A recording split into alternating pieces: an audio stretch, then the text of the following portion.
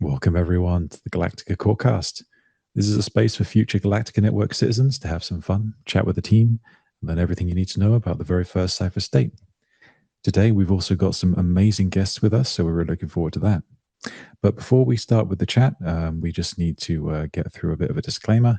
It's very important to remember that myself, any team members that appear up on stage are your guides to navigating the cipher state, but we are not your financial advisors in any way, shape, or form, so please don't ask. In addition, any guest speakers' opinions are their own, and nothing said in this space constitutes financial or investment advice. And now we have that stupidity out of the way. How you doing, guys? Let's do a bit of a roundtable, introduce ourselves. My name is Citizen42. You can call me Dave if you wish. I am from Galactica Network. We are a protocol for compliant privacy, decentralized society, and various other things besides. But enough about that. I'd much rather get to know you guys. So maybe we can go to Decentranet first. Who's behind the profile today? Yes, hello everybody. My name is Nikita. I'm CTO of the center. And if, I would say that anybody in Cosmos usually knows about us. So, but just a short intro, it's a browser that allows you to get paid for your data. That includes a lot of the IBC stuff and will be included even more of that. So it's good to have you back up again, guys. We've had you up before, and that's always a pleasure. Always a pleasure, Nagia. So thank you for coming. Excellent, thank you. And Jbus, please, from Timpi, I believe. So please, if you could introduce yourself, I'd really love to know more. Yeah, so my name is Jörg. I'm the co-founder of Timpi, the first decentralized search engine that has its own index. Only there are only 6 in the world. So we founded Timpi nearly 2.5 years ago, I think now, and we are proud to be on the Cosmos ecosystem with our own blockchain. Amazing. Yeah, I'm really curious to learn some more about this. We'll go on to Math Notes. Who's behind the profile today, please, mate?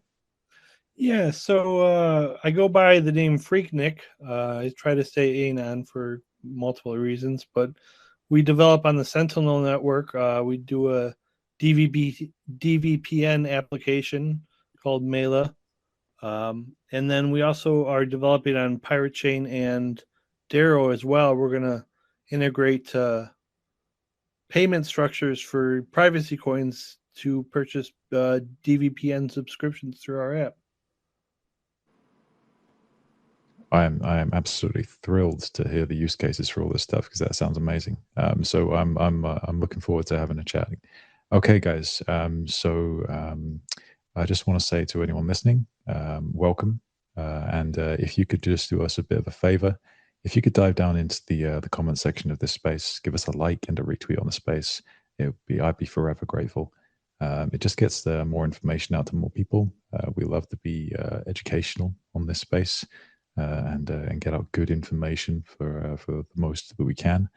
And it also gets more people the recording, which is incredibly important these days, getting people to who can't listen in live to get the information as well. In addition, we have pinned to the top our latest program that we've just released. So as a Galactica Network, we've just released the Sentinel program. This is essentially like a quasi-ambassador program. And it allows our community members to apply and hopefully become the founding members, founding citizens of the protocol. And we would like to reward you in kind for your efforts. This is all social contributions. This is nothing to do with money. We will not be asking anyone for any money in any form for any I don't know why I'm running over my words right now, but in nowhere in the near future will be asking you for money in any case. So yes, if you want to find out more about Galactica Network, join the Sentinels if you can. Just click on that link above in the pinned post. So I think what we'll do, as we generally do on this podcast or on this Twitter space, we'd like to start with the news, just the latest that's going on in the crypto space. Firstly, I'd like to just ask a quick question, guys. If there's anything going on in the crypto space that you are finding particularly interesting right now, something that is a hot topic that you really just want to get your opinion out on, please just raise your hands if you're on the stage, guys. Happy to hear that kind of thing, because I like if you've got like a topic that you're really passionate about, if you want to get that out, rather than just the ones that I've been dealing with for the last week or so. It's always good to get that passion out. Well, to be honest, I think the greatest and craziest news that happened actually this week was the whole Metamask Squidrouter Axelar business. I think that's pretty huge news, especially for the ecosystem. It basically leaves open to the whole array of wallets and different coins that are ready to be swapped to any Cosmos coins, which is pretty crazy. Plus, MetaMask themselves, kind of retweeted the whole thing, so we know that the Squidrouter is definitely on board with them. So I would say that that's pretty huge for the whole network. So. Yeah, that sounds incredible for interoperability. Wow. So I've dealt with Axelar before. I've talked to the guys. They're actually very, very nice people. But I was not up on this news, so I appreciate you telling me. So if anyone else has heard this news, or if you want to elaborate even more, I'd love to hear like more context and more of what we can kind of do with this. Well, it's the beauty of it is that we've been together with Axelar doing some background development for maybe more than half a year or something like that. They're really nice developers there, especially because there's the clarity of code and documentation is just amazing. They're really cool guys, and what happened is that they constantly was talking about like the total interoperability going with like any network or any token, and right now they're a Squidrouter. They support enormous amount of wallets, be there like MetaMask or even like the Cosmos wallets, Polygon. They all across different networks, and it's all doable, which is pretty cool. And it really shows the potential, because now that we have that interoperability between Cosmos network and and any other networks, we don't have to force kind of people to go into Cosmos if they want to like pay for goods or services or that sort of stuff, because the level of entrance sometimes is scary for people. Like you gotta know that it's a Cosmos coin, you got to have like special wallets and that sort of stuff. So it is kind of go against usability in this sort of sense, especially because people get used to one certain thing. But when you have such a tool as Squidrouter, for example, it helps a lot. Like you can make it way more seamlessly for the users. That's what we actually plan to do at the center, to make it seamless in terms of payments or in terms of getting inside the ecosystem, especially because such a wide array of chains and wallets that are supported by this Squidrouter. So that's pretty cool. Yeah, 100%. I mean, that's honestly, that's definitely in the top 3 issues in crypto. I would say is the UX design and just being able to get people to use this stuff in any seamless manner is a gold mine if we can get it to work. This is one of the reasons why we made our protocol. We built it on using the Cosmos SDK, but we used Evmos for EVM compatibility, so we could use MetaMask and thereby MetaMask snaps and various other things. But we just wanted to make sure that we could use the primary wallet, because it's just such a pain getting people onboarded otherwise. So yeah, this is amazing. Sorry, J-Bus, please. Yeah, no, that's true. It's we're coming closer to mainstream, which is really great. Widen the scope and widen the community. It's always good, and making it easier for the users is the first step, for sure. 100%. Yeah, absolutely. Okay then, guys. So I'm just going to jump through a couple of topics here because we've got a few things that have happened in the last week or so that are definitely worthy of mention. The first one, we got Buenos Aires. They're launching a blockchain-based DID. They're actually using zkSync, which is interesting. So they're using Quark ID. Initially, this is going to be for marriage and death certificates. And then they'll be expanding to other credentials over time. So residents basically just have to download like this the Quark ID wallet, and then they can start using like their for personal ID and documentation, all that kind of thing, and start working with zkSync for their marriage and death certificates. This is adoption, in my opinion. This is actual adoption, which is something I didn't really see would be happening quite so quickly at a nation state level, which is it's nice to see. South America especially seems to be really pushing forward with the like the actual infrastructural kind of adoption that I've been looking for. Whether it's an ideal kind of situation, I'm not entirely sure. I haven't done enough research, but what do you guys think of this kind of infrastructure adoption? I think it's good, and I'm surprised that, or actually, I'm not surprised that countries that were normally when you go to mainstream technology, they are not the leaders, but now jumping on this wagon shows the innovative structure. So I think it's a good starting point, and South America is showing that they are really looking into the future. Yeah. I mean, it seems to be these Latin American countries that like whether I don't, you don't want to make assumptions about the reasons why they want to be adopting crypto so badly, but you've got to assume that it's a weakness in their current financial infrastructure, and they're replacing it with something that is well built. If it is well built, then it's bulletproof, immutable, and has all those amazing properties of blockchain to back it all up. Freenik, I don't know if you have an opinion on this one. I haven't heard you speak, and I'm really looking forward to your opinion on these things. Well, actually, there's quite a few people in the Sentinel network that come from South America, and they run nodes on it. And I work with one person from Brazil, and he keeps telling me to come down there, and I really need to go see him because I have a cousin that's down there too in Rio. But he said it's really widespread adoption in crypto in Brazil, and they see it as a better alternative to their current government centralized bank currency.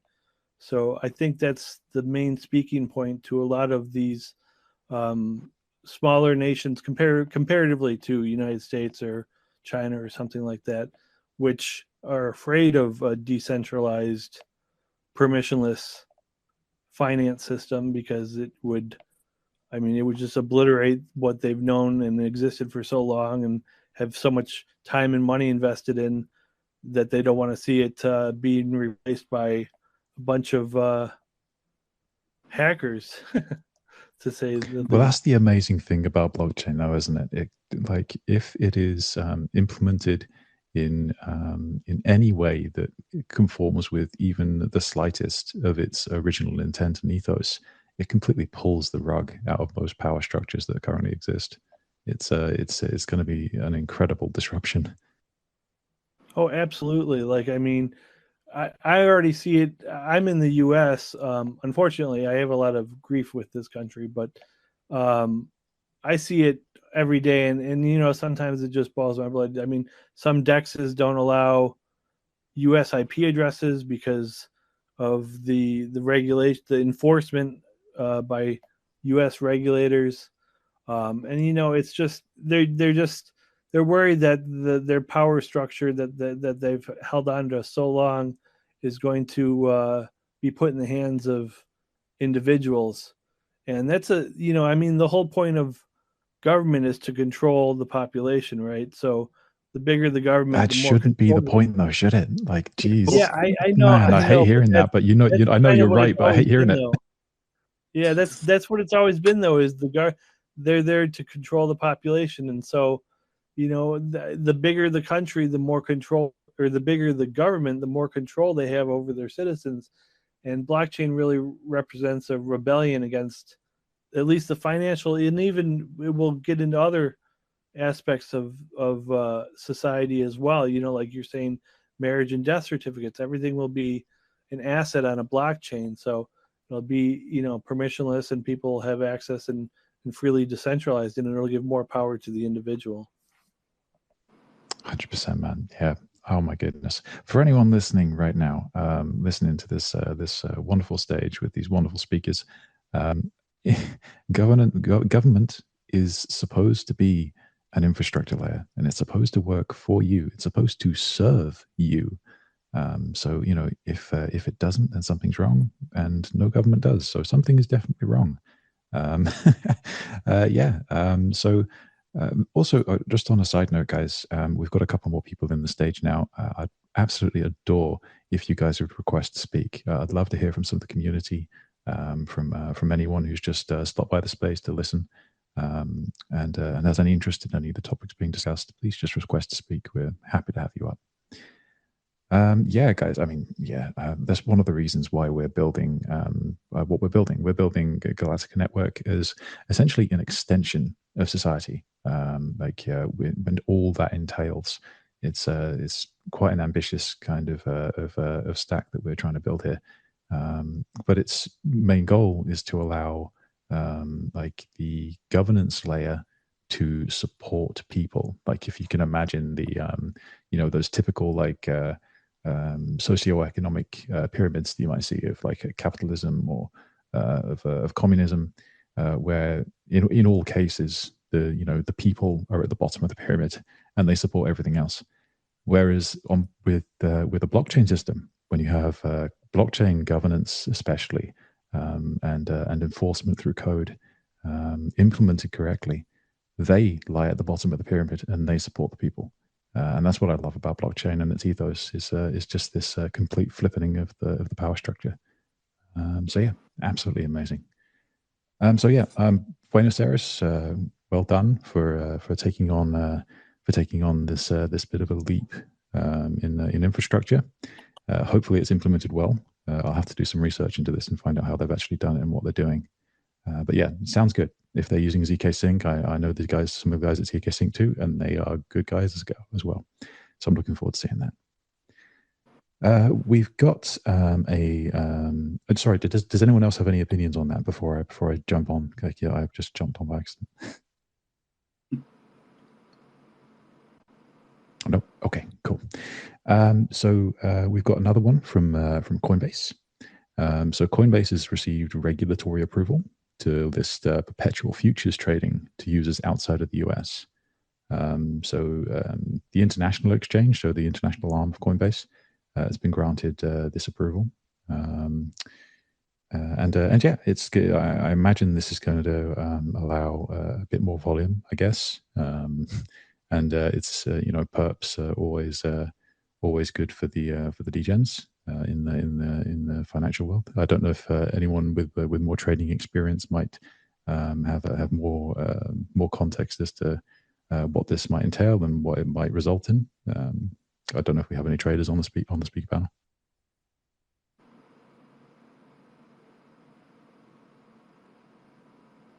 Yeah, we're all builders, aren't we? That's the problem. Yeah. Yeah, definitely. Well, in that case, Coinbase, I do apologize, but this news may well be wonderful for traders. But personally, I don't like trading with leverage. I just like to hold assets. I like to be able to be in control of my money. So that's the good point of blockchain for me. I'm skeptical of all exchanges anyway, so yeah, always. yeah. Or at least I would I keep mine not on a centralized exchange when it comes to assets, as you shouldn't. That's completely fair. It's the right way of doing things, in my opinion. I think if you're, I've said this before on a couple of our previous podcasts. I hold this opinion that we are, we are working to ensure the survival of the ability to remain a self-sovereign individual, even if that's only for 5% of people who will adopt that way.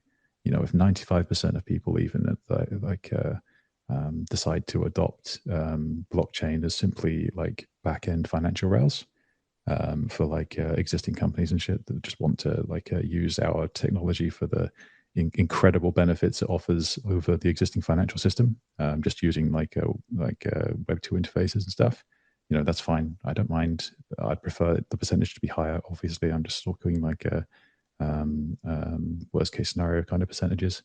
But even if it's just for 5% of people who want to be able to remain self-sovereign individuals and self-sovereign humans, it's worth it in order to have this infrastructure in place for them, and allow them to, you know, control both their assets and their data, and remain as provable, verifiable humans in the digital space, especially in the face of current artificial identities and quantum computing and all this stuff that's coming in, which will probably threaten that.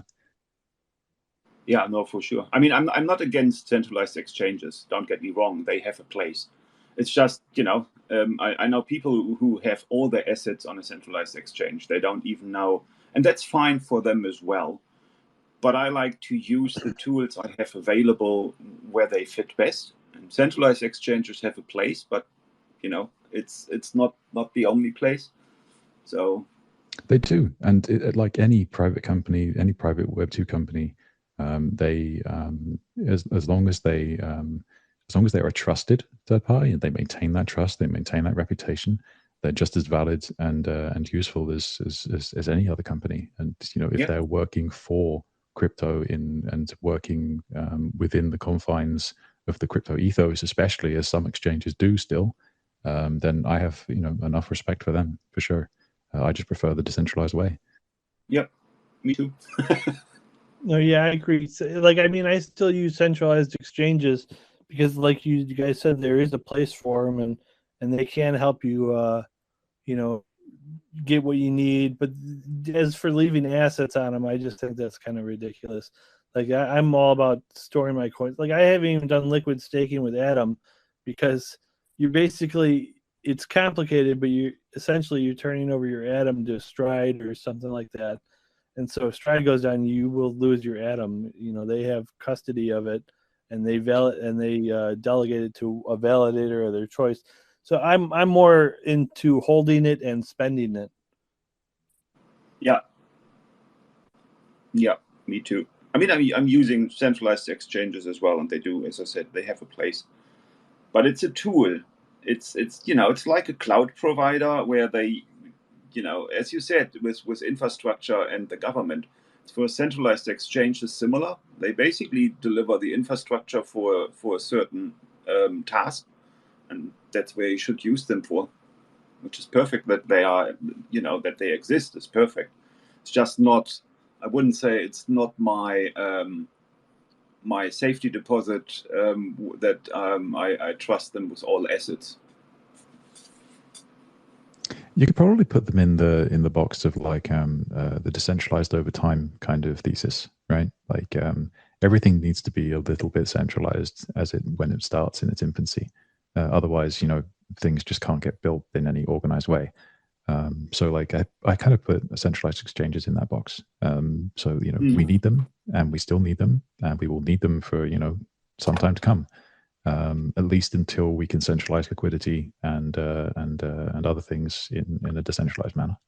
I think that the centralized exchanges right now, they're not useful yet because they're still in kind of dark ages in terms of the whole between cash and the crypto stuff. Because obviously, majority of the governments, they actually criminalize that stuff. So, like, I mean, by doing regulations and trying to, like, US is trying to deal with all these exchanges, it's basically criminalizing it because, you know, you cannot come up to the streets, you know, and exchange just cash or anywhere. You cannot do any cash transaction unless you do it through the card, through the bank, and then to the exchange that your government allows you to go into. So exchanges are beautiful, but the laws around them are way screwed up. So you cannot really. I mean, it's hurdles for regular people, for non like tech, for example, people or non-crypto interested. Like you cannot take like, oh, I have like $1 or $2 or $3, and I want to come with that money in my hand and put it somewhere that just goes as as convenient as the bank wants. Like when you have the ATMs or whatever it is. And yeah, there are certain countries that that have more lenient laws, but it's still you see a huge amount of effort by the banks and regulators to kind of stop it in tracks. And even if we do make like one step forward, there is still tons of regulation behind it. So I think the two evils is hacking and the regulation, the two things that are plaguing the exchanges. Otherwise, they would have Oh been my goodness. awesome. Yeah, no, I completely agree. I was just looking at this the clown show that's going on in the US as far as regulatory frameworks and the regulatory landscape in general. Like my goodness, the chair of the SEC, the Securities and Exchange Commission, Gary Gensler in the US, he's actually managed to clarify his position a bit more on Bitcoin. He's actually stated pretty much outright that Bitcoin does not pass the Howey test and that it is not a security. But he absolutely refuses to confirm that it is in fact a commodity. That's because they're scared. They're scared as hell. Especially look like the enormous look, you can send right now with the fees that bank takes is like 1 to 3%. Like if you send like huge amount of money. Like let's take Cosmos. Cosmos is ridiculous. You can send like $1 million worth of money in like what 10 seconds and like $1 or $2 or whatever it is on the fees, and they're scared of that. It's obviously that's what it is because it's a huge chunk of the business. Imagine all this money they're transferring right now. They're scheming 3%. So like trillions of dollars, 3% is already a huge chunk of change. And but if it's decentralized, there you go, power to the people. Plus think about this, like in terms of the proof of stake networks. The beauty of it is that anybody can spin up the value and get the change. Like you don't need to build the huge infrastructure. Like it's already there, and people get rewarded for that. Basically, it's like imagine if you had a bank for the whole world, and then anybody can open freaking affiliate, like a bank in any country, like like a franchise, like McDonald's, but in banking. So basically, proof of stake is like McDonald's of banking. You can open your own bank and charge people for getting transactions through you. So yeah, I'm not sure we should be equating it with McDonald's, but yeah, I get your point. There's a good analogy to your 3% the bank takes when you use a credit card. It's like if I have $50 and I go to my barber and pay for a haircut with $50, he still has $50. If he goes to the grocery store and buys grocery with that $50, that grocery store owner now has $50. But if you're doing with that with credit cards, if I pay my barber with a credit card, 3% goes to the bank. He takes that $50, another 3% goes to the bank. So eventually that $50 all went to the bank. And so when you talk about like proof of stake and sending millions of dollars for, pennies, literally, it scares them because they don't get any of that. They don't get any of those transaction fees, and they're so nominal that it doesn't, instant transactions at really low fees is just what scares them because it takes away that 3% fee that they end up having a whole large chunk of money from citizens go to the banks. Man, oh my goodness, yeah. I just want to do a quick reset just for anyone in the space who has not already.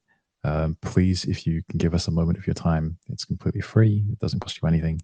If you could just give us a like and a retweet on this space, you can jump down into the bottom right-hand corner of the space to do that. You can also drop any comments you want. You can drop any questions in the comment section. And also, if you want to come up and speak, you are welcome. We would welcome you onto the stage if you would like to join in the conversation. We do not bite, and any opinions are worthwhile and worth considering, in my opinion. Okay, so we have one more thing which can, I'm sure, make us angry at the government again, is the Bank of International Settlements. So not actually the government, but like these overarching entities that somehow fly above governments. And I don't remember electing any of them. But anyway, the Bank of International Settlements has concluded its CBDC pilot. Now, we mentioned this on an episode, I think about, I don't know, it must have been a couple of months ago at least, in which the Bank of International Settlements was testing cross-border CBDC payments using like a centralized set of rails. So this is like international CBDC rails, which is even more terrifying than nation-state ones, I think. But in any case, it's they're saying that it would form a new generation of market infrastructure. It's a wholesale CBDC pilot. So this is going to be for, I assume, when they use the term wholesale, it means for institutions and governments, which is something else about CBDCs, which most people haven't really cottoned onto yet. There is two CBDCs. There is one for you, and there is one for the governments and for the institutions, which you can't see. So you're not allowed to see them, but they are allowed to see you. That's the idea. So they've been testing these cross-border payments with varying CBDCs of various, which represent various currencies, and mixing this with what they're calling DeFi innovations. What this means is they are using automated market makers for these transactions. So yeah, it's interesting, and I'd love to get the panel's kind of opinions on global CBDC rails, and where they kind of see CBDCs going, and the kind of levels of control there, whatever you have on that. I think I have to say that from a Timpi point of view, it's a lot of herd management what we are seeing, and CBDCs is just one cornerstone in herd management. The bad part is we are the herd, so I don't like the idea of CBDCs. I know it would be a really cool tool if it's implemented in the right way, but I doubt from experience that it will be, and it will just be used to control us even more and to track us even more. And as I said, from a Timpi point of view, as a search engine that promotes non-tracked, unbiased, and unmanipulated, it's just the view we have. So it's a dangerous tool. It can be a dangerous tool. It could be an awesome tool.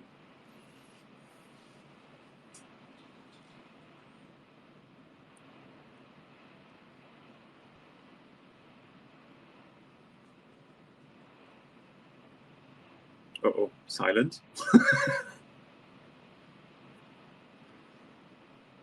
Well, I mean, CBDCs are, like you say, it's going to be just used to do automatic tax withdrawals from your accounts, be able to freeze accounts of transactions they deem red flagged. I mean, it's just, especially with AI automation, they'll be able to mine data on billions of transactions every day and flag the ones they don't think are appropriate, and it could be used for other things like a social credit system that we're seeing in China. I don't have any doubt that Western countries won't implement a similar idea. I mean, PayPal already basically said that they were going to do that, and they're based in Silicon Valley. So with CBDCs, it's just I don't have much faith in humanity with them. I think the governments are going to make them very convenient, and people will see convenient. People choose convenience over privacy all the time. Yeah, that's true. That's very unfortunate. I mean, I don't think that we will have a social rating system as we have in China. Not that obvious. There will be a hidden one for sure. Oh, but, yes. I mean, look, things like CO2 your CO2 usage, and it might dictate what you are allowed to buy and what you're allowed to not, or what you can't buy anymore because you exceeded your monthly allowance for CO2. That's stuff that's easy to implement with the CBDC, no problem. You have a category of items. They fall into CO2 allowance or into CO2 groups.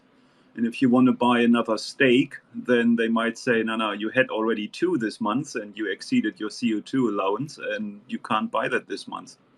There's nothing you can do once you go into the bandwagon of using them. Hi, I'd love to jump in with a quick comment and question for the group here, if that's all right. Sure.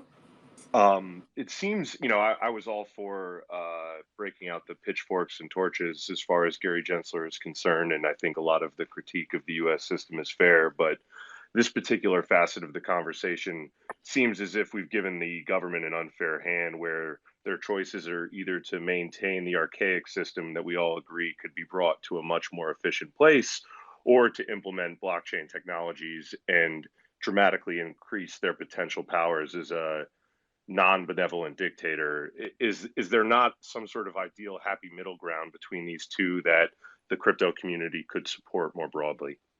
Thanks. Yeah, as I said, when done well, and I welcome innovation in governments for sure. So, and I'm not saying that they are always evil.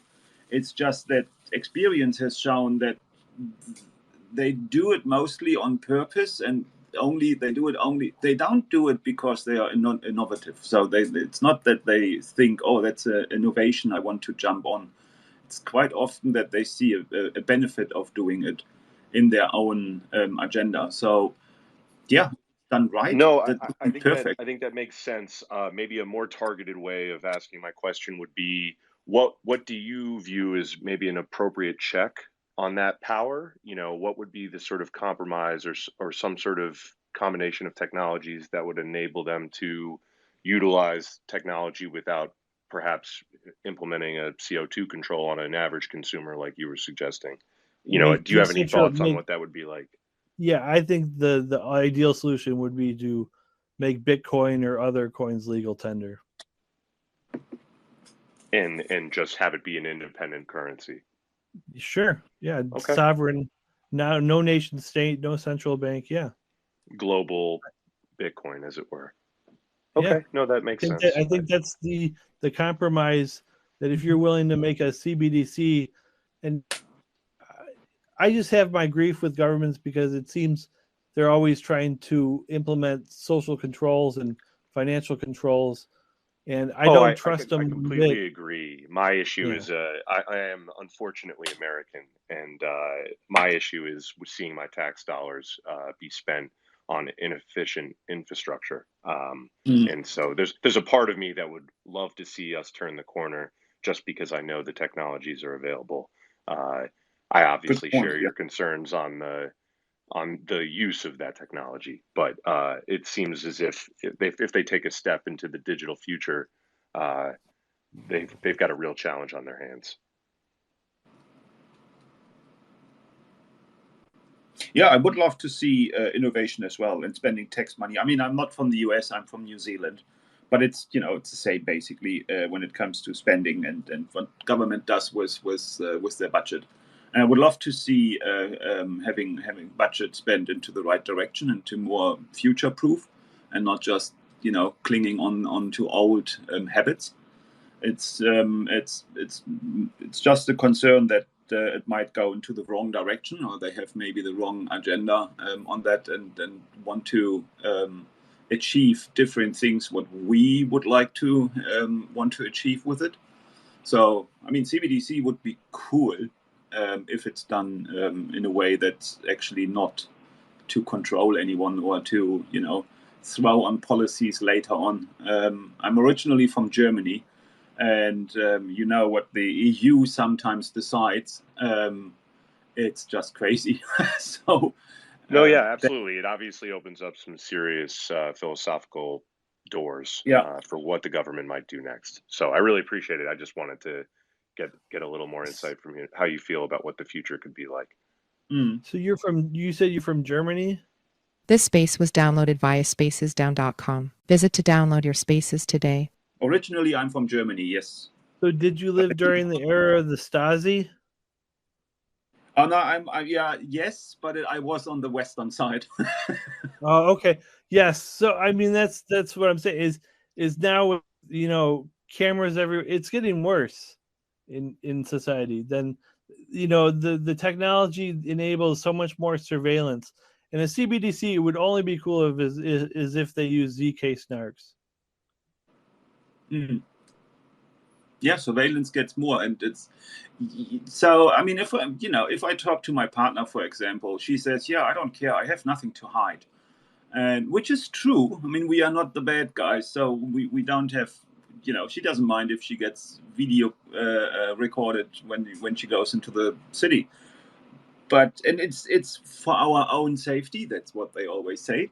But on the other hand, it can always be misused, and it has been shown that it has been misused in the past. If I look at Germany, for example, there was this national toll road for the Autobahn, and it was always said that they will never use number plates for something else. They won't be stored. They want nothing.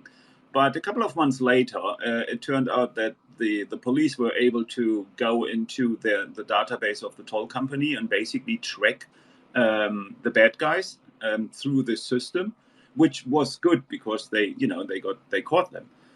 But that also shows that they're actually not doing always what they say they would do.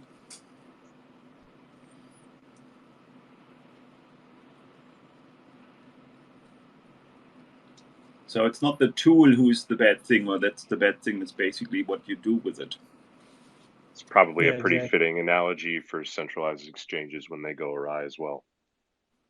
Yeah. Well, yeah, centralized exchange. Last week I just had Gemini freeze my account because I logged in with the Sentinel DVPN. So I have rewards for I can't even pay my Gemini credit card. I've been going back and forth with them, and they want me to send a picture of myself holding up a bunch of stuff in my room and with my webcam. I said no. No. If we don't push back against that kind of, they're not my friends, they're not my family. Why am I going to send them a picture of myself? I did initially when I signed up because I wanted to be part of the crypto community, but you know what? I'm against that kind of invasion of privacy, that intrusive policies that they have, and so I'm trying to raise it up their ladder. And I even asked if they had a phone number I could call because I wanted to voice my concerns. They said no. I'm like, you own billions of dollars in assets, and I can't even call anybody to talk to somebody one-on-one. Yeah, and that's, I mean, my background is originally information security, and I'm in cybersecurity, cyber intelligence as well. And that it brings me back to what I see on the daily basis when people get scammed. And it starts with, send me your photo with your driver's license or with your passport for some sort of service you want to utilize. If this business gets compromised at some point, all this information is publicly available and will be used against you. So I'm always for, just don't be so open. So I really like your approach, because I mean, if someone would ask you on the street, hey, can you give me your passport? Can I take a photo from it? You wouldn't do it. You wouldn't even give your name or your address or your phone number. But in online, we are so open. We give openly our birth date, our phone numbers, our relations, whatever it is, to anyone who asks, and that's just stupidity. I think that's because they don't think there's no alternative to it. I don't think people have tried to find an alternative to those kind of policies. And if you don't push back, if you don't push back against constant, more intrusive policies, it's only going to get worse, because more evasive things will be produced, and more, who knows what could come next. But I mean, at some point you gotta push back. You gotta choose your battles, of course, but you gotta push back to try and loosen the chains. Yep, just a little bit here and there. Just be critical. I mean, I'm not saying that you always, you shouldn't be the rebel all the time, but you should just be critical. That's all what you need to do. Absolutely. Nah, be the rebel. I like being a rebel. I hope you guys can hear me okay. I apologize for being away. My other account decided to get kicked out, so I can't invite myself back up. So apologies for the different sounding voice. But yeah, this has been an absolutely amazing conversation, guys. I didn't mean to interrupt. I just wanted to let you guys know that I am back, baby. And yeah, I'd really appreciate, guys, if you guys could give us a like and a retweet on the space while these guys are giving us some amazing alpha and some amazing knowledge and education. Is the best part of crypto, is the ability to speak to people who can actually educate you on these kind of things. So yeah, please guys continue if you want to. Otherwise, we'll move on. I think that's a topic you could talk for hours about it. So let's move on, I think. Agreed. 100%. Yeah. Okay, guys. So what I'd like to do, I'd like to just get to know you guys a bit better. I think we've basically been chatting about what's the latest going on in news for like the last hour or so. So I'd just like to get to know you guys a bit better on a personal level, on a project level, and what's going on. So maybe we can go over to let's go to J-Bus from Timpy, because I'm actually just really curious about the browser and how it works and what's going on with you guys, because I haven't really interacted with you before, and it's your first time up on the stage, so I'd love to hear about it. Yeah, sure. So we are a search engine.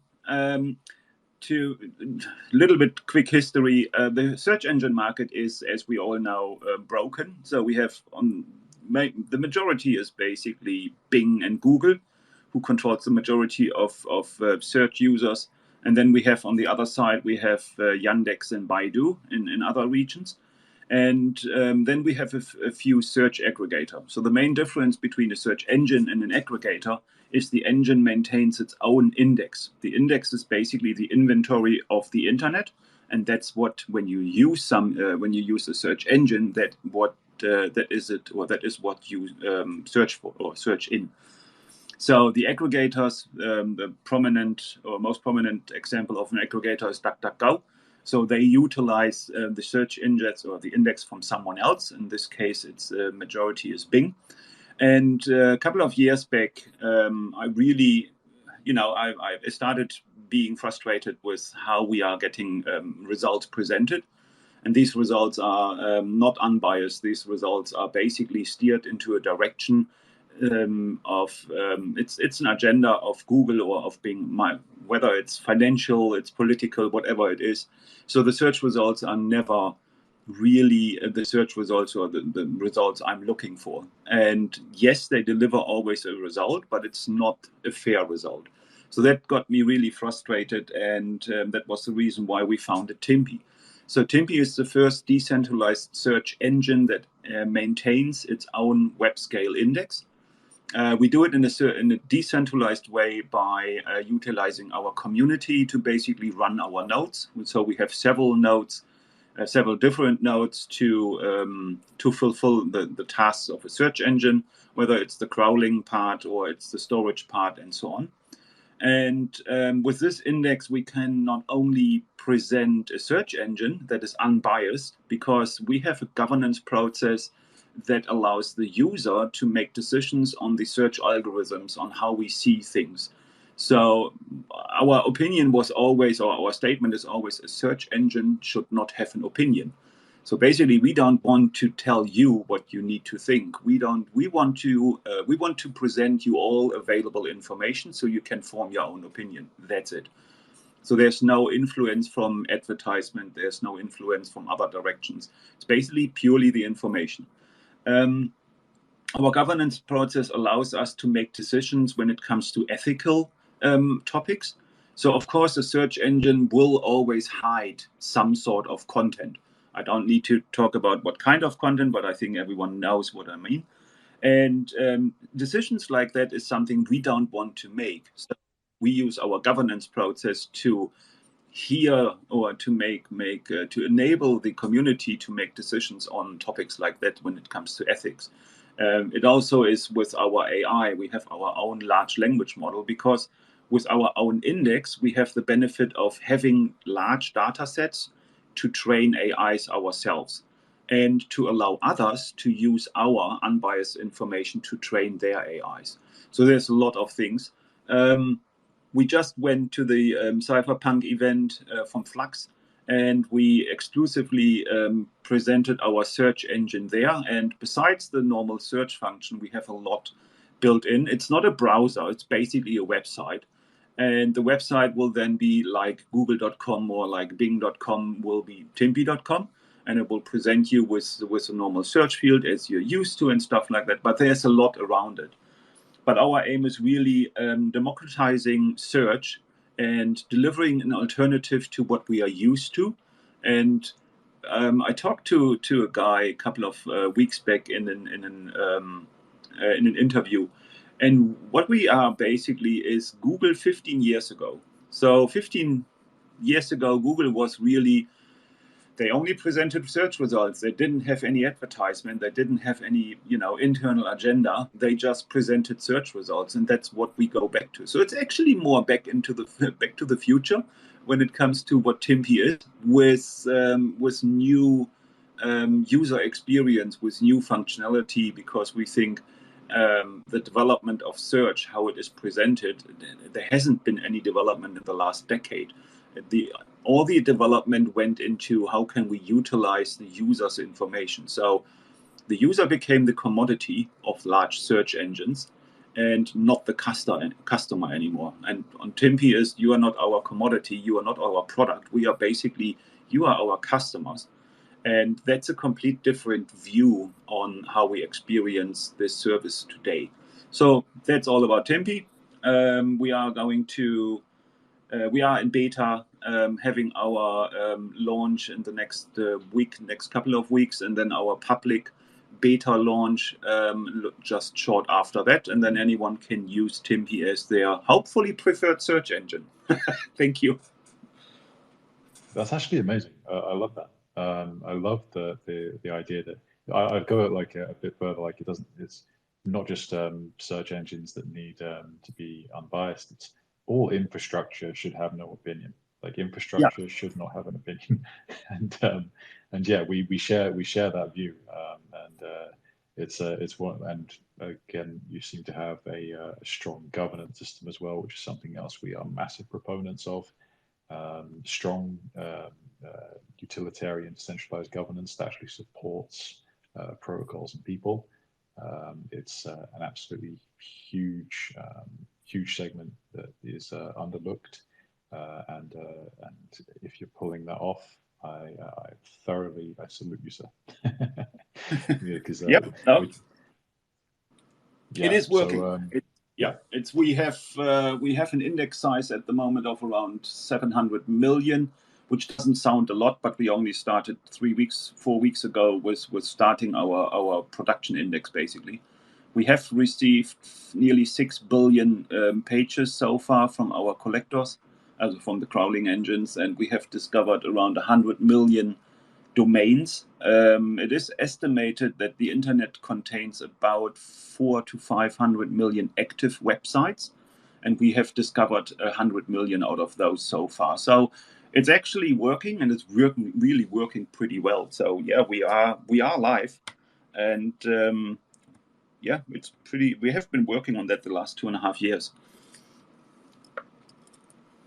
Absolutely amazing. I really appreciate you telling us about the protocol there. Like I say, I haven't come across you before, and I'm very happy to. So we need to have like some async chat or something, because it sounds like an interesting protocol that we need to get. Yeah, we have been quiet. I mean, we are on Cosmos, and we are actually. Is that the excuse for being quiet? We are on Cosmos. No, but we haven't made any noise in the Cosmos ecosystem yet, because we are just, sorry my language, fucking busy with development. It's crazy. And yeah, we need to do more. Getting Timpi more out in the Cosmos ecosystem, because there is a lot where we can work together with other Cosmos projects, and so we're definitely interested. I'll tell you this much. We have the default pre-search search engine, but we're not like, it's not like a binding agreement or anything. So we definitely can look towards, you know, implementing you guys as the search engine for the browser. So that and work with that, especially because, you know, your customers based. So there could be some, you know, synergy on IBC and in the other stuff that could be done easily. Yep, and there's a lot we can certainly do. So yes, we should talk.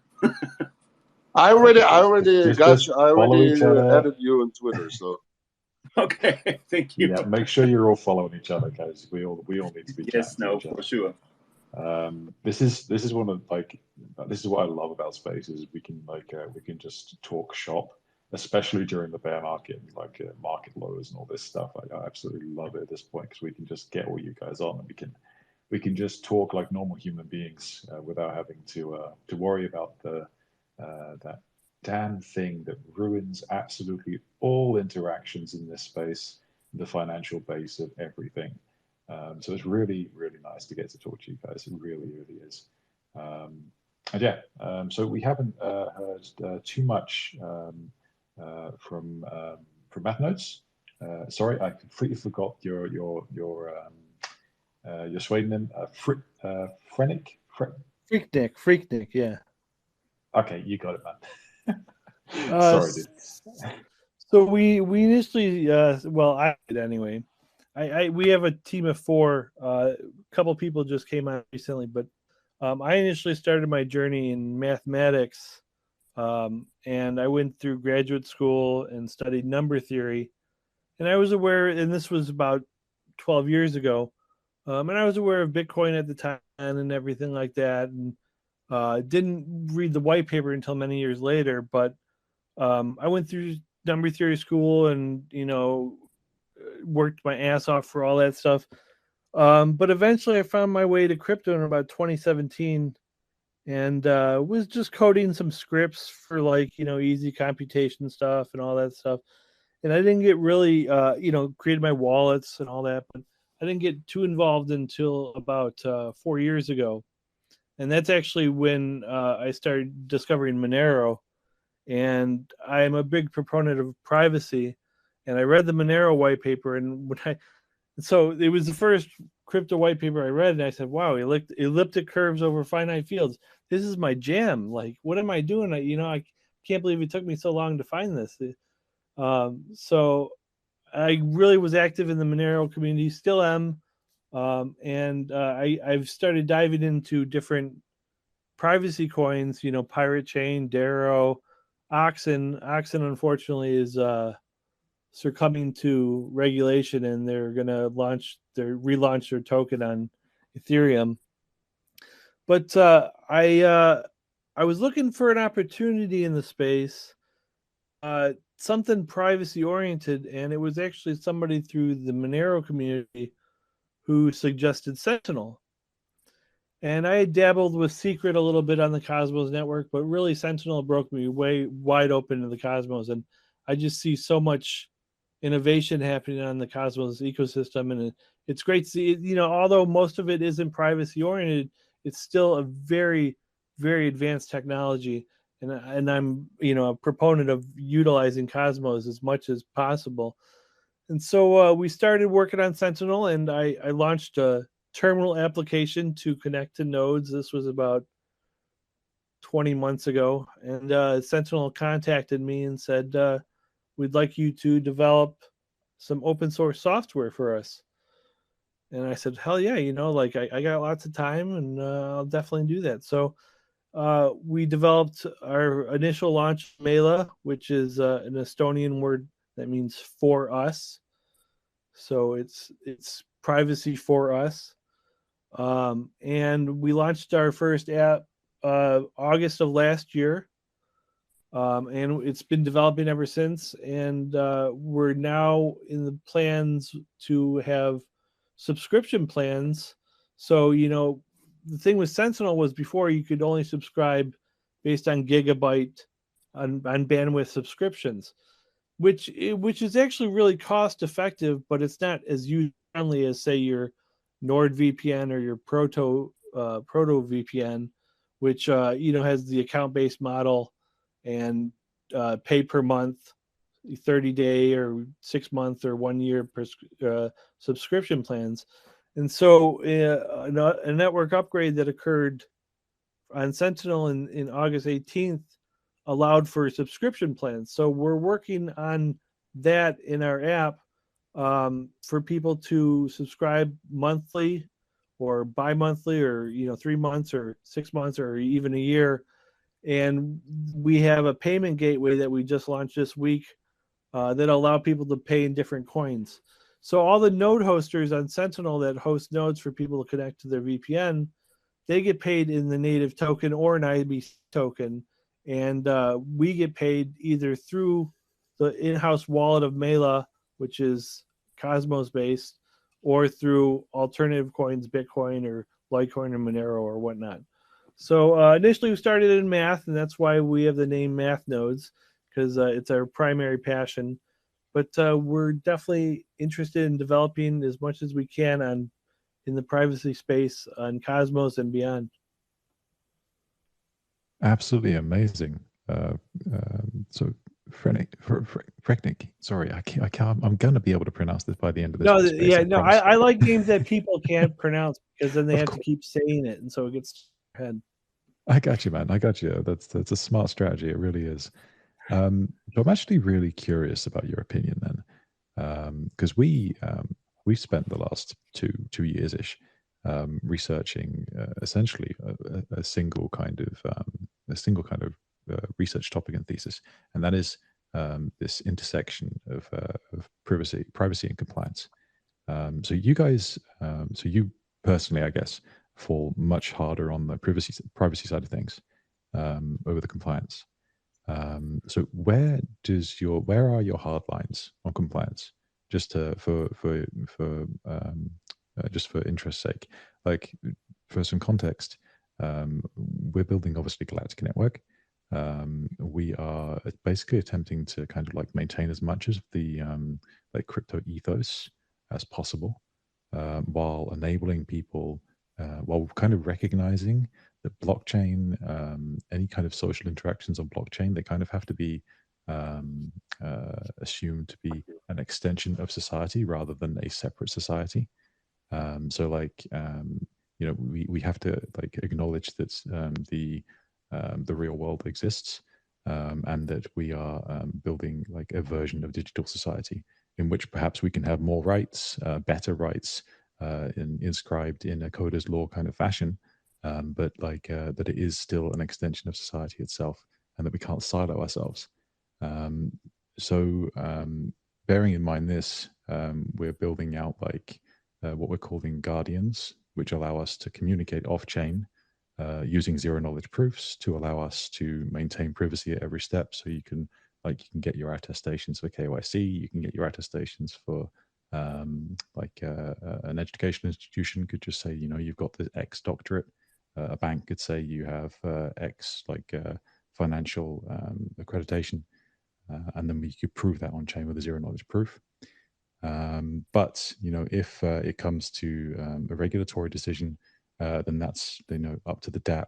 And if there's a request to a DApp, then that DApp would have a terms of service, and you could, if you decided to use that DApp, then that DApp could theoretically apply for governance to be able to release that information on the compliance side. So I'm just wondering, I know it's very long-winded, I know, but where your hard lines are again on the compliance side of things. Well, I think that I've kind of dabbled this question in my mind for a long time. Really, I think compliance-wise, where do I draw the line? I draw the line at if people have privacy, they're allowed to speak freely, they're allowed to be themselves. And so I think the benefit of absolute privacy for the individual outweighs the cost. Now, if as a business, Math Nodes, we're completely transparent about everything, because I have that responsibility to the individual to be transparent in my financial statements, in the way we collect data, and we only collect very minimal data, just a ping from when somebody connects, doesn't say where they're connecting or anything like that, just so we have some usage statistics. But as an individual, I think they should have the right to supreme privacy, to safeguard their can I just clarify individuality. that? So when I say if I said the statement, people have a complete right to privacy, but they do not have a complete right to secrecy as long as they take part in any form of coherent society. Would you agree with that statement, or would you say that people have a complete right to secrecy? I think there is probably a line that you can draw, like should my business math nodes be secret? No, because it's a public entity. But as an individual conducting financial transactions or speaking freely on the internet, they should have the right to anonymity in those senses. Okay, I got you. So financial secrecy, but on the business side, remaining compliant. Right. Yeah. Businesses should remain compliant. And the thing about compliance is that if I'm about how do I want to say this? Like, I don't mean to put you on the spot, mate. You don't have to answer any questions. No, it's fine. I'm just thinking how I want to answer it. Like, the Austrian economic model, complete chaos, basically, right? Free willing, everything goes.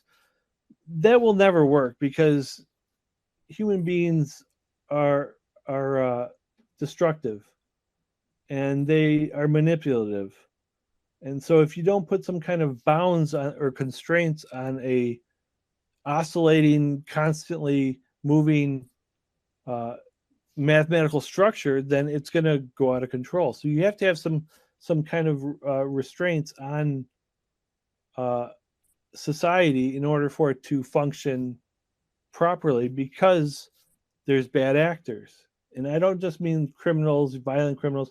I mean people who are out, I gotta get mine before you get yours kind of idea. Whereas if people were able to work with one another for the benefit of a common cause and for the benefit of advancing instead of trying to get their part before somebody else gets theirs, before they get theirs, we're not there yet. And how long will it take before we get to a society where people are altruistic? I don't know if we'll ever reach there. You'll be waiting a minute. You'll be waiting a minute on that one. Yeah, exactly. Yeah, exactly. I mean, it's a dog eat dog world. So, you have to have some kind of regulation and some kind of restrictions in order to control all the manipulative basis of humanity. Now, that is interesting. Now, the way, let me start again. So we have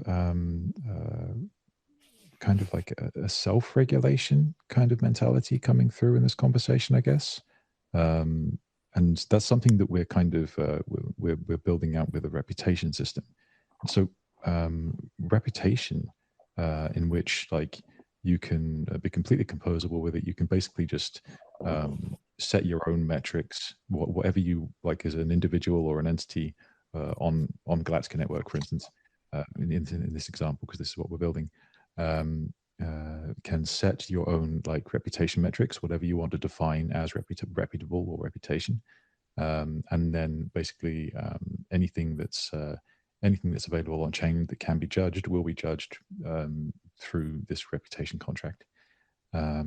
So in that way, like people can self-regulate, like crypto people participating in the blockchain and on Galactica network can regulate their own actions and the actions of others with regards to their interactions with each other. So is that the kind of regulation you're talking that's about? The ideal state. Yeah, that's the ideal state is what we want. We want community regulation, by the individual which the self-regulation where you have, I mean, you have to have regulation because otherwise it's just complete chaos, and you have this oscillated function that's, you know, like a Mandelbrot set that just goes on forever and it's completely chaotic. You know, so you have to have some regulation, and the ideal structure is through self-regulated mechanisms. Okay, I got you. I'm sorry for all the questions. I just love getting a good handle on the people who come up to speak, and I absolutely adore the quality of people that come up to speak on our spaces. I know we don't get a massive amount of listenership. It's just we've all got small communities because we're all kind of like infrastructural kind of projects. But I absolutely love the quality of people that come up here and speak. So I really appreciate you. So maybe we'll just go over to someone we haven't heard from for a little while, Nikita from Decentranet. I don't know if you just want to just give a bit of a rundown. I know most people on Cosmos know you, but if you just want to give like a final rundown, if you just have anything specific you want to say, Nikita, I'd love to hear it. Well, the privacy is always kind of our key. Like it's with the center, one of the first things we did as devs is we eliminated a ridiculous amount of calls to Google. How much your info is getting shared, even with the Chromium, which is supposed to be like open source and all goody and stuff. Like it's not. It's not there because everybody wants your data. Everybody wants to see it, see who you are and that sort of stuff. That's kind of another topic for another conversation. But I would say that we're planning to do some stuff with HyperSign as well. And those guys, they do kind of like seamless ID, KYC without KYC, as they call it. But it's always a question of getting respecting people's privacy, but at the same time kind of having the identification, that sort of stuff for different reasons. But then again, by the time that we have proper identification, without invasion of the privacy, at the same time we're still going to have a tons of fake personalities because of AI and visual representation and the actual the eye can mimic any person and just make fake people, so that's kind of like another topic of conversation. So absolutely, but that is an amazing topic of conversation, and one that personally I'm very passionate about. Even now, even with just these generative models that we have now of AI, they're getting damn close. If you don't have a picture or you don't have any other references to go by, just the text in front of you, kind of thing, you have a hard time sometimes determining whether something is a generative model kind of bot or an actual human being. And if you can imagine, in like a decade's time, 10 years, 20 years time, when we have a full rollout of quantum computing, so you have artificial identities powered by quantum states, you can imagine the kind of madness that will be occurring if we don't have ways of verifying humanity. And as we all know, blockchain is the best way of verifying almost anything in a digital manner. This is one of the topics that comes up a lot when we talk about most of the topics that we've been discussing today and everything surrounding it. If you have any interest in taking part, this is something I believe wholeheartedly. If you have any interest at all in taking part in the digital space in the coming years and decades, you need to be able to prove yourself in a decentralized society, in some sort of form of decentralized society, where you can I don't like shilling. You see, you can probably tell I'm dancing around shilling, but I like to. I don't like to do it. But for instance, Galactica Network, we basically want to give you the opportunity to interact in the digital space in the same way that you would in real life, and also we transfer as many possible human rights as possible into this digital space, while in fact improving them in many ways with regards to things like we've discussed today, like privacy by default, using zero knowledge proofs and selective disclosures of your data, the ability to also custody of your data. You don't have to just self-sovereignly hold your assets anymore. You can self-sovereignly hold your data and then and decide who gets to use it and who gets to profit from it. Mostly you, hopefully, if things all go well. But yeah, it's a massive field and a massive conversation. So yeah, we need to have. I think we need to maybe do a space on just the AI topics and the philosophy and everything that goes around it. Maybe. Oh yeah, for sure. I mean, to support what you just said, as I said, I'm coming out of the information security sector, and the biggest challenge the normal user will have in the next, and that won't take 10 years, it will only take maybe 2 or 3 years, is that we lose the ability to identify ourselves. And at the moment, it's if something happens and your credit card gets misused, it's still, you get, in most cases or a lot of cases, you get your money back.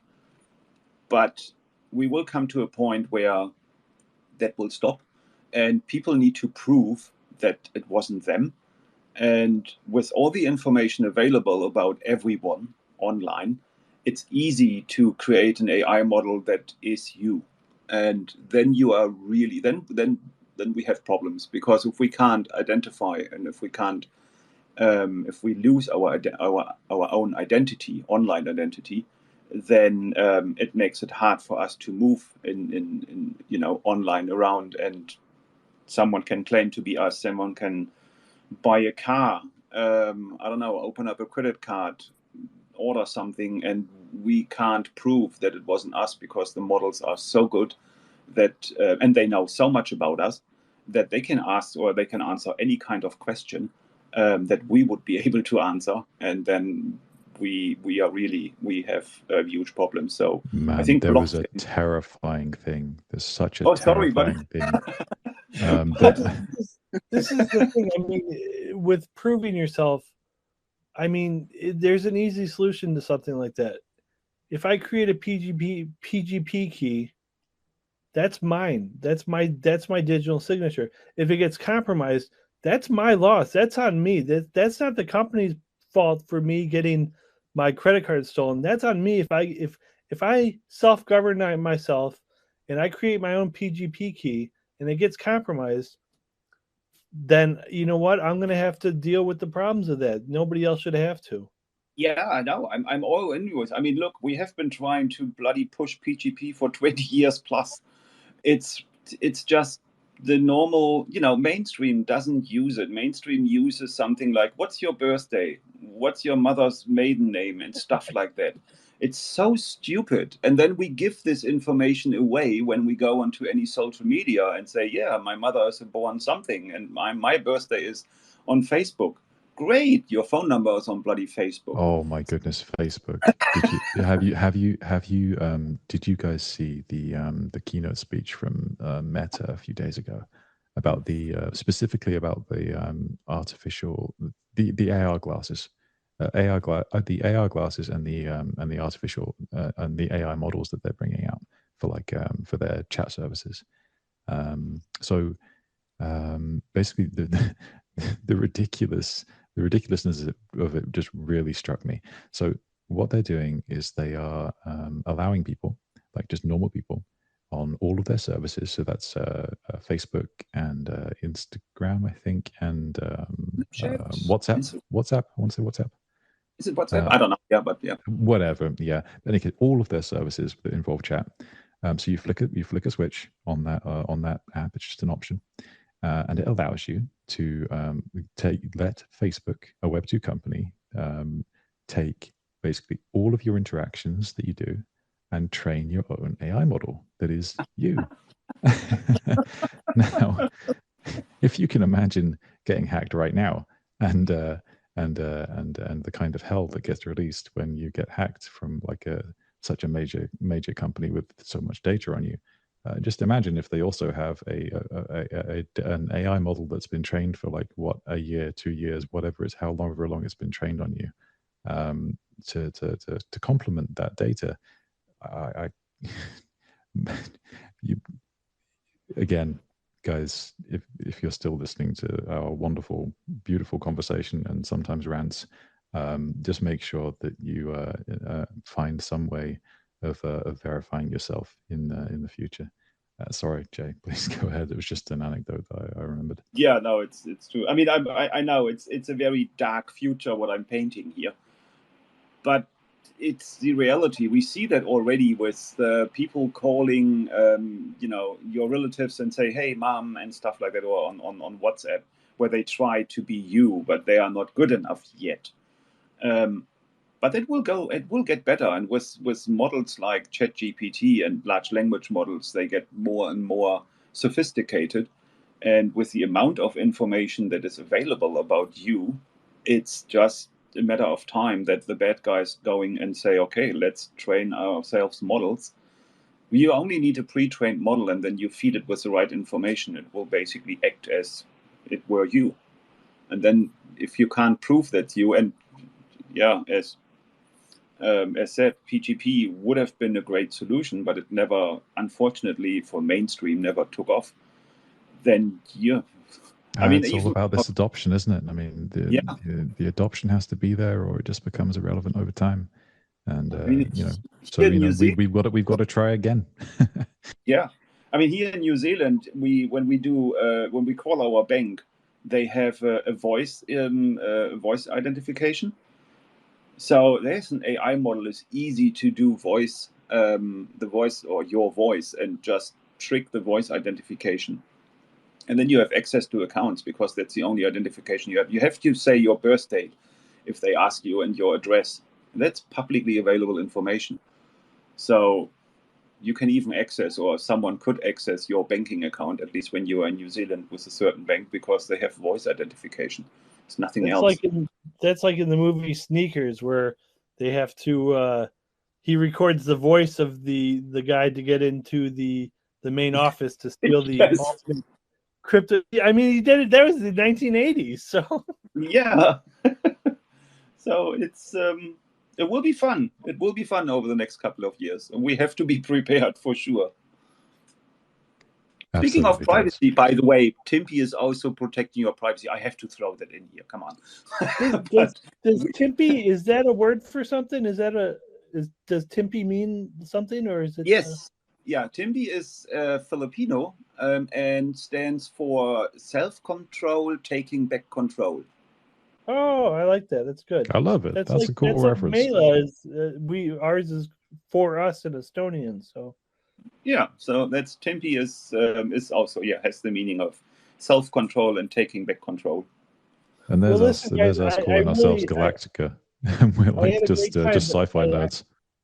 I have to go make dinner now, so I appreciate being on the space, but I do have to leave. I don't know. I'm not sure if you're allowed, man. Me as well, guys. It was a nice space, but hour and a half is quite extensive. So yeah, we should do it again for sure. Yeah, invite me back on. I'd appreciate. Yeah, I'd like to be back on. It's fun. It's fun kicking around the can for a while on these topics. Yeah, I totally agree. Well, we'll actually be doing a Tuesday space and a Friday space, I believe, going forward. So you guys can just consider yourselves having an open invite whenever you want to come up. Would love to just organize some more specific ones with you on topics you'd love to discuss, though. So yeah, I'll tell you what, we'll do a very quick wrap up. This has been an absolutely amazing space, everyone. A wonderful episode of the Galactica Corecast.